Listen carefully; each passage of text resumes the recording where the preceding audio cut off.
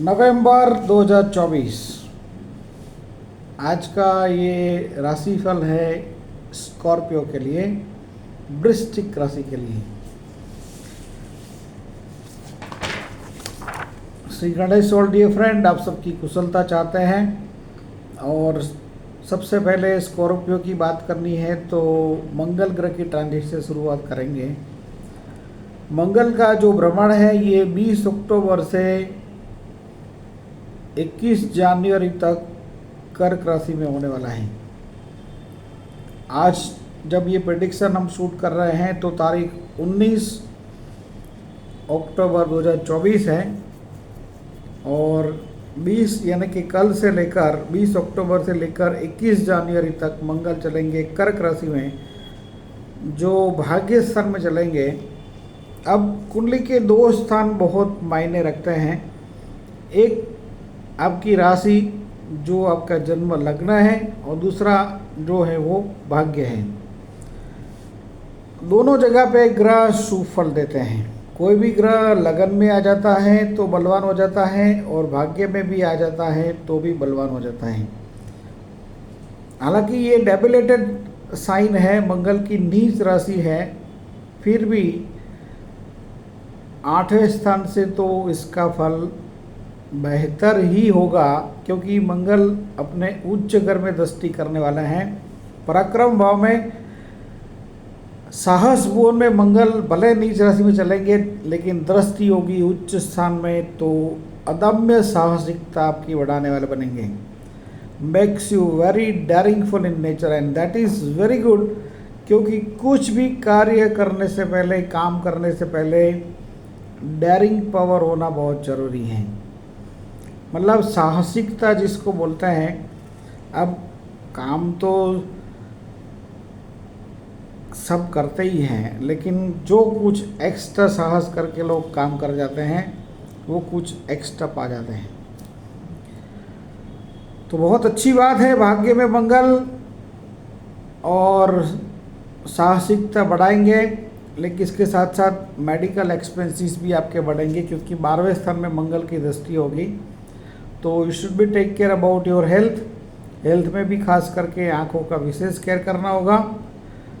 और मंगल की दृष्टि होगी शनि के ऊपर गोचर ट्रांजिट में चौथे सुख स्थान के अंदर, तो you should be take care in relationship with mother, माता के साथ, और प्रॉपर्टी रिगार्डिंग मैटर में भी। तो ग्रह मंडल के मेन ग्रह सूर्य देव 12वें स्थान में है, तुला राशि में, नीच राशि में 16 नवंबर तक।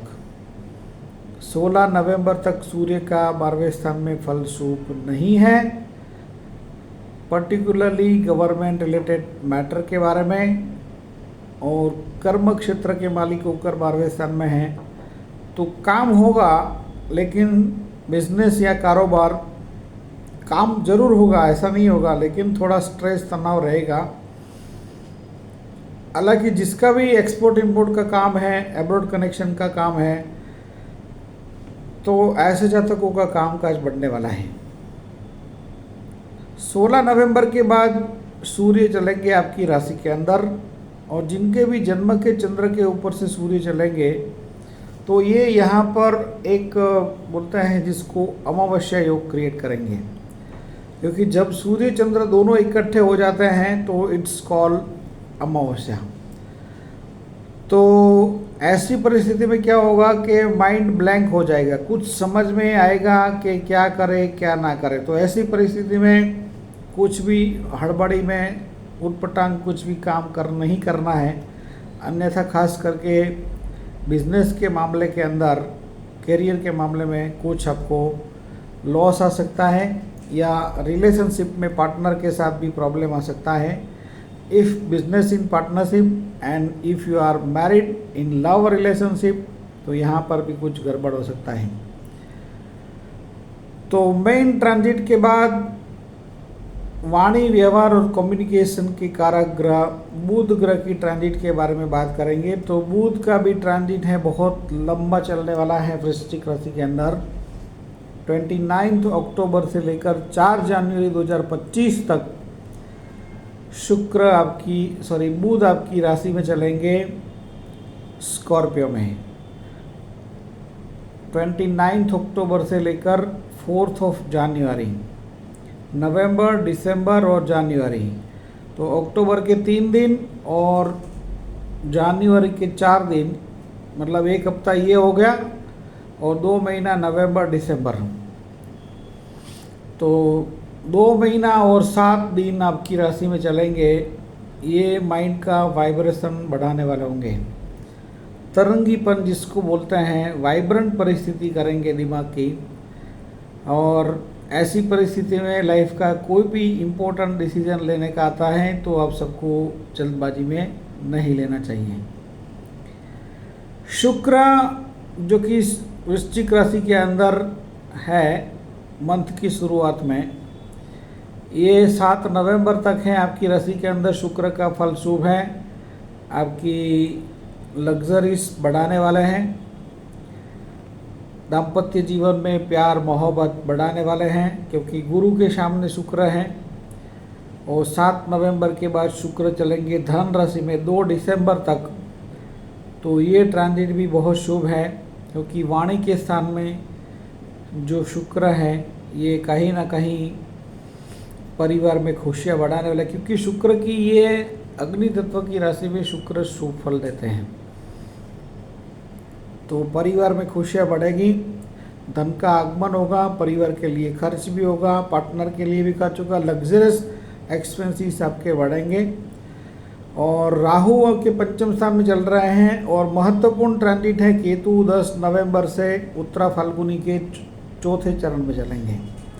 केतु जो अभी हस्त नक्षत्र में चल रहे हैं ये उल्टा चलेंगे उत्तरा फाल्गुनी नक्षत्र में। और जैसे कि राहु केतु जो है हमेशा उल्टा ही चलते हैं, तो चरण में भी उल्टा चलते हैं। प्रत्येक नक्षत्र के 4 चरण होते हैं, 1 2 3 4। तो ये 4थे चरण से स्टार्ट करेंगे। और जिनका भी जन्म का सूर्य या चंद्र जो 4th पदा में है, चतुर्थ चरण में है, तो ये जातकों के लिए ये बहुत कंफर्ट जोन रहने वाला है, लाभ रहने वाला है। केतु 4थे चरण के अंदर लाभ स्थान में आपको अपने मित्रों से, अपने स्त्री मित्रों से लाभ करने वाले बनेंगे। और इसके साथ साथ इसके इम्पैक्ट में आपके संतानों के भी कार्य बनेंगे और संतानों से भी आपको लाभ रहेगा। बहुत अच्छी बात है। गुरु 7th हाउस में है, जो भी 20 नवंबर को नक्षत्र परिवर्तन कर 28 नवंबर को नक्षत्र परिवर्तन करने वाला है। जो मृगशिरा नक्षत्र में चल रहे हैं अभी 28 नवंबर से चलेंगे रोहिणी नक्षत्र में अप्रैल 2025 तक। हालांकि ये मंथ के एंड में होंगे, लेकिन रोहिणी नक्षत्र में जो गुरु का ट्रांजिट है ये particularly who are born in Anuradha, ये जातकों के लिए एक्सट्रीमली बेनिफिशियल रहेंगे। अभी जो गुरु चल रहे हैं मृगशिरा नक्षत्र में, which is very good for Jyeshtha, जिनका जन्म का जिनका जन्म का चंद्र ज्येष्ठा नक्षत्र में है या सूर्य ज्येष्ठा नक्षत्र में है, ये दोनों जातकों को इम्प्लीमेंट होगा। क्योंकि ग्रहों का जो फिजिकल हमारे ऊपर इम्पैक्ट होता है, या जिनका जन्म का लग्न ज्येष्ठा नक्षत्र का है, तो ये ग्रहों का जो हमारे ऊपर फिजिकल इम्पैक्ट होता है वो सूर्य से होता है। तो ज्येष्ठा में लग्न है, सूर्य है या चंद्र है, ऐसे जातक अभी ग्रांड सक्सेस जोन में हैं। और ख़ास करके पार्टनरशिप के मामले में पार्टनर से आपको लाभ मिलने वाला है, लव रिलेशनशिप में आपको सक्सेस मिलने वाला है। तो बुध वाइब्रेशन बढ़ाने वाले बनेंगे, माइंड का तरंगीपन बढ़ाने वाले बनेंगे और ख़ास करके कंफर्ट जोन रहता है 16 नवंबर को जब सूर्य चलेंगे आपकी राशि के अंदर। लेकिन जब सूर्य के ऊपर चंद्र के ऊपर सूर्य आते हैं तो इसमें क्या होगा कि जो ये फीलिंग्स है, इमोशंस है, इसको ख़त्म करने वाले बनते हैं। क्योंकि सूर्य की हाजिरी में कोई भी प्रकार की भावना, पानी या है इसका बाष्पीभवन हो जाता है। क्योंकि तेज इतना है, गर्मी इतना है, तो कुछ भी माइंड का प्रथम स्थान जो है माइंड का स्थान है, यहाँ पर आग और आग तो आग के कारण क्या होगा कि you should be take care on your temperness and in impact of. अच्छा, गोचर ट्रांजिट में जब सूर्य चलेंगे वृश्चिक में, तो शनि की गोचर ट्रांजिट में दृष्टि होगी। 10वीं दृष्टि वाले सूर्य सप्तम भाव में दृष्टि करेंगे, और गुरु तो ऑलरेडी दोषकारक है ही है सप्तम भाव में। जिस भाव में गुरु के लिए ऐसा कहते हैं, जिस भाव में बैठते हैं उस भाव के फल को डिस्टर्ब कर देते हैं।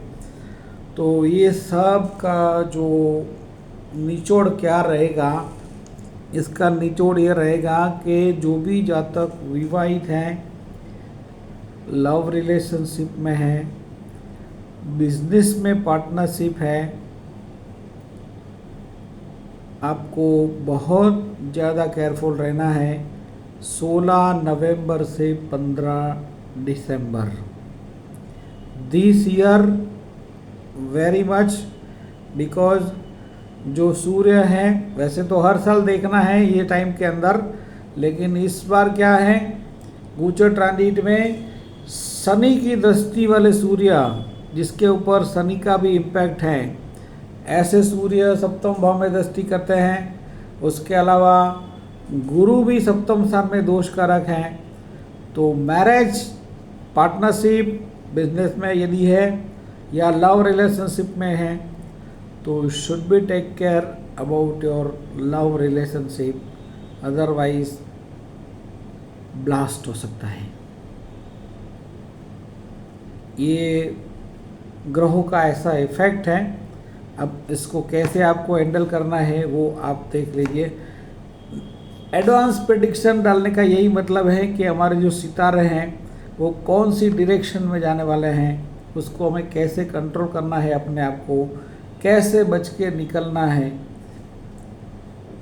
कर सकते हैं तो ठीक है, नहीं तो फिर ग्रह तो अपना इफेक्ट करेंगे ही करेंगे। पर्सनल हॉरोस्कोप रीडिंग के लिए आप नीचे डिस्क्रिप्शन में बताए गए नंबर पर व्हाट्सएप करके हॉरोस्कोप कंसल्टेशन के लिए अपॉइंटमेंट बुक कर सकते हैं। बहुत जल्दी हम उदयपुर और मुंबई में विजिट करने वाले हैं। Friends from Mumbai and Udaipur, most welcome for horoscope consultation. आप उसके लिए भी व्हाट्सएप करके अपना अपॉइंटमेंट बुक कर सकते हैं। नमस्कार।